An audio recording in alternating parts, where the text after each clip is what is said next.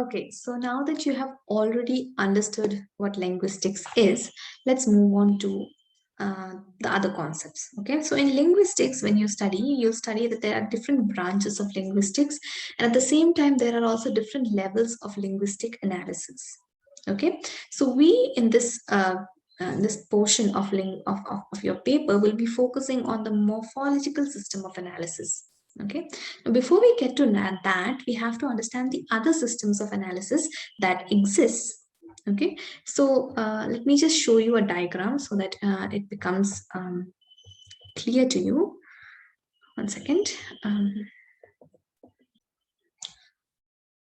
Okay, so look at these different levels of linguistic analysis that you can see, right? So if you look at this, you will see that the first level, the one that you see in the center here, is called phonetics. Okay, now that is what I'm going to tell you about first. Okay, phonetics are speech sounds. Okay, now what are speech sounds? Um, um, One second.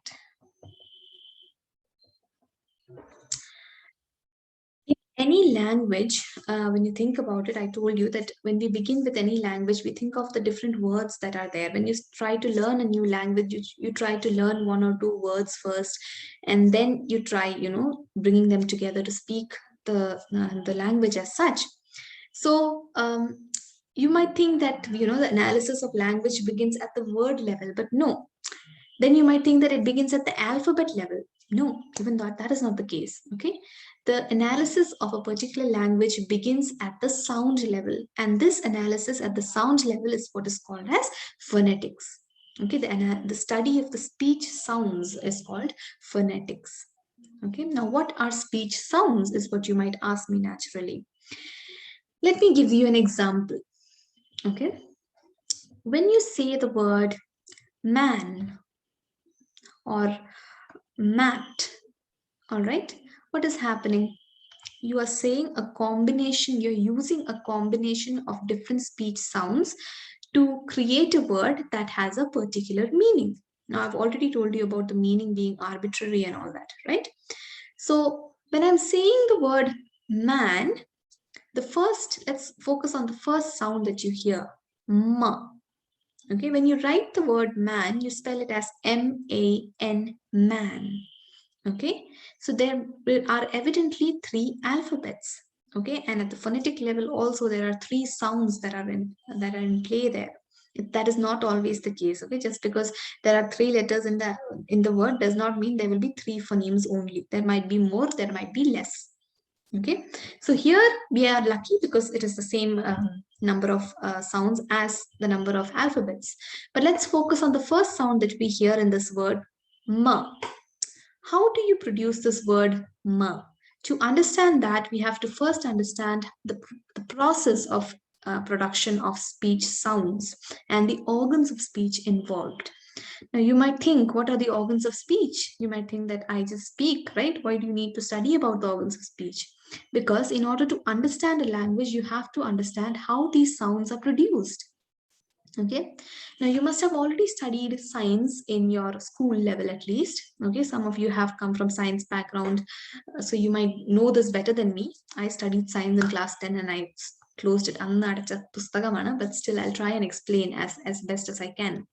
When you look at your respiratory system, okay, when we study respiratory system in school, we study that we have the lungs, we have the windpipe, we have the nose, we have the mouth. Okay, now the same diagram that you studied for your respiratory system will come back to haunt you in this class.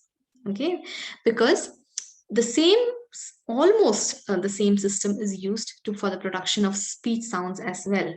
The air that you breathe in and the air that you breathe out, this air is what causes the production of speech sound.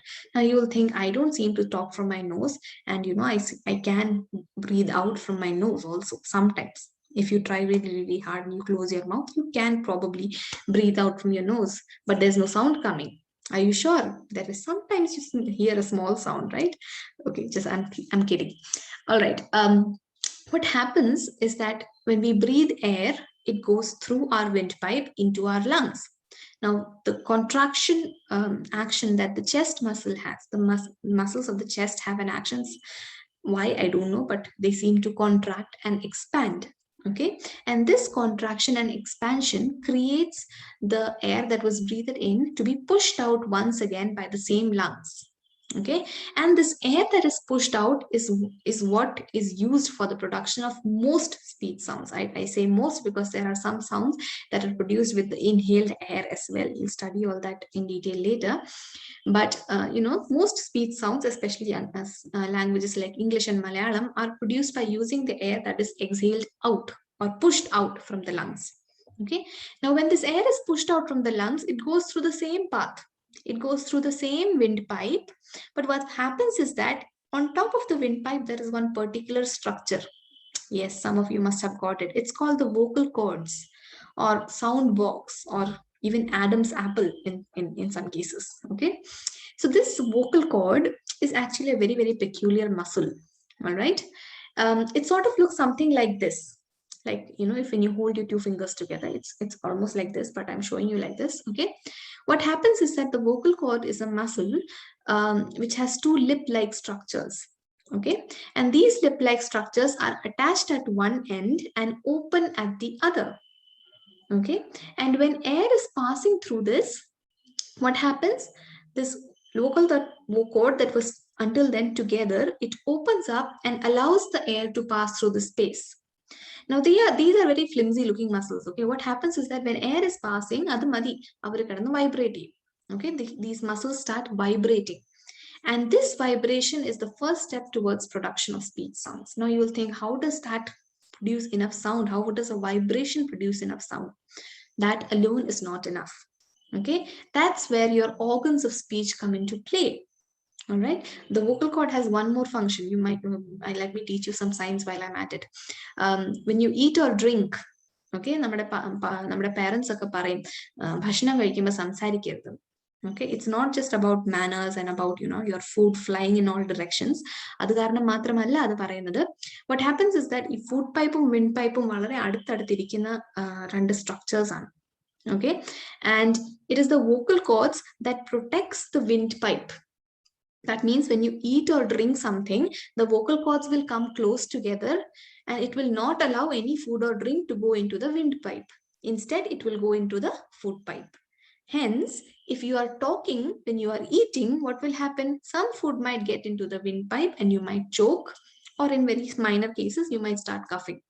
Okay, so that is why our parents have told us to not talk when we eat. All right, science പഠിച്ചില്ലേ? All right, so sound is the air that is pushed out from the lungs. It is coming out from the vocal cords. Okay, then it reaches this area called our mouth. Here there are many different organs of speech, beginning with the uvula, that is right at the end of your mouth. Uvula in the from the uvula to the roof of the mouth, the teeth, the tongue, the lips. Okay, all of these have a function in producing sounds. Even your nasal passage, even your nose.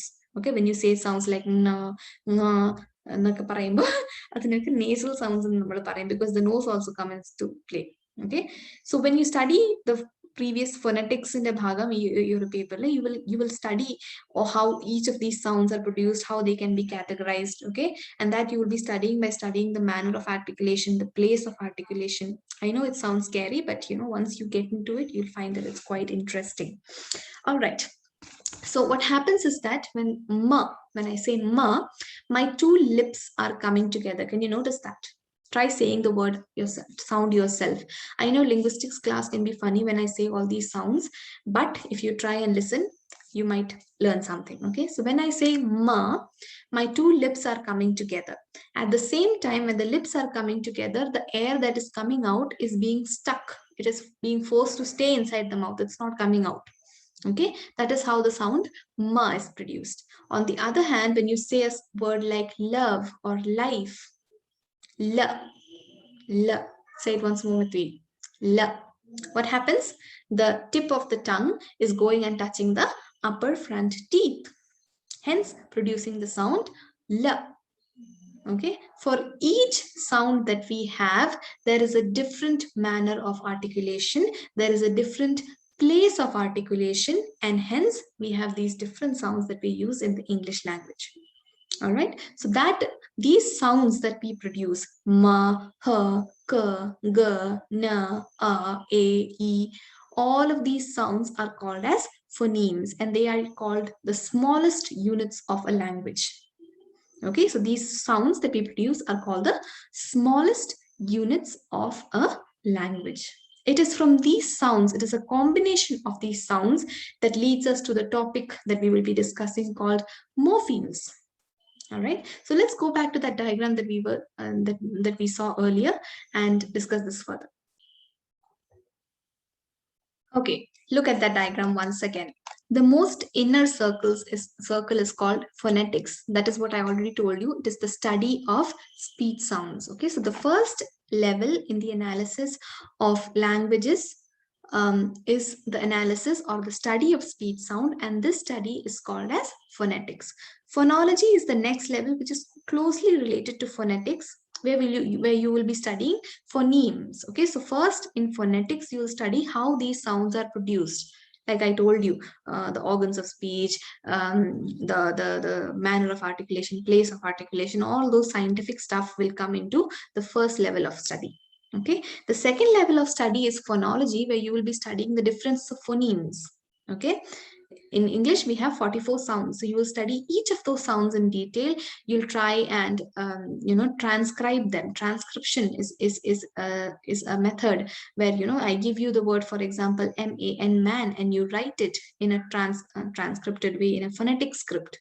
So you'll study the phonetic script and stuff like allophones and different variations of sounds, and all of that will come into the phonology.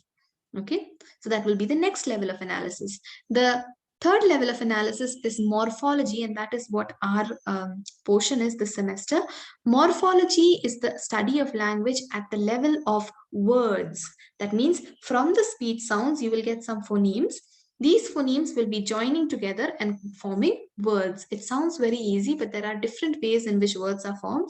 We have to study, we have to analyze the different ways in which words are formed, and what morphology is, what are the different morphemes and morphomemics, and there are a lot of things, bound morphemes, free morphemes.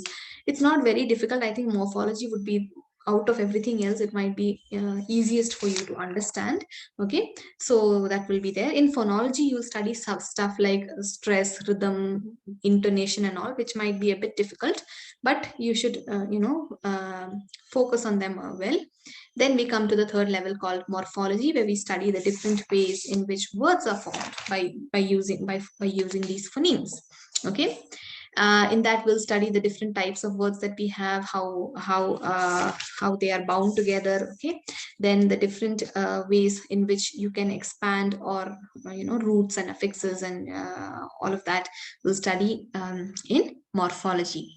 The next level of linguistic analysis is called syntax, which is the study of phrases and sentences. See how it's going. It has a correct chronology. From sound you go to phonemes, from phonemes you come to words. Afterwards, what comes? When you join phonemes together, you get words. When you join words together, you get phrases and sentences. But how do you join these words together? Can you just join random words and make a sentence? No. Okay, so the rules of sentence making and everything will come into syntax. Okay, the next level is called semantics, where you will be studying literal meaning of phrases and sentences. Okay, usually in linguistics we stop at syntax. If you try and take up linguistics as a subject for higher studies, then you might come into semantics and pragmatics. Okay, so semantics is the study of phrases and sentences in a literal sense. That means when I say a man is holding an umbrella, you might analyze it in terms of the meaning of each individual words. A man is standing with an umbrella, so you get a picture of what is happening. On the other hand, pragmatics is meaning in context of discourse. Okay, that means what is the context, that is why is the man standing with an umbrella on a sunny day. Okay, so then you have to look at, does he have any health issues because of which he's standing with an umbrella? Is he afraid of sunburn, or is he just plain crazy? Okay, so there are different ways in which even literal sentences, you cannot take the literal meaning, especially in as students of literature. We see that a word that might seem quite simple might have many layers of meaning hidden, right? So those layers of meaning is what is analyzed in pragmatics. Okay, so these are the different levels of linguistic analysis, and we will be focusing primarily on morphology. Okay, that is the module that we will be studying. So I hope now you are a little bit more at ease about, taking up this paper and studying it. Now, this class you didn't need to write down stuff, but because I was giving you a general idea, and because you will be dealing with each of these things at length in your other modules, okay, but from the next class onwards you should have a pen and a notebook in hand, and you should write every single thing that I tell you. You should be writing them down. Okay, so this is a mode of teaching that I use, and I hope that this is useful for you. If you have any doubts, any suggestions, anything at all that you would like to share with me, please feel free to bring them up. Okay, and you can send me a message, or you can put it on your group. If you don't want to talk on the group, you can send me a personal message also, right? So I hope that this session was helpful, and I hope that you are not more confused than you came in today. Thank you and have a nice day.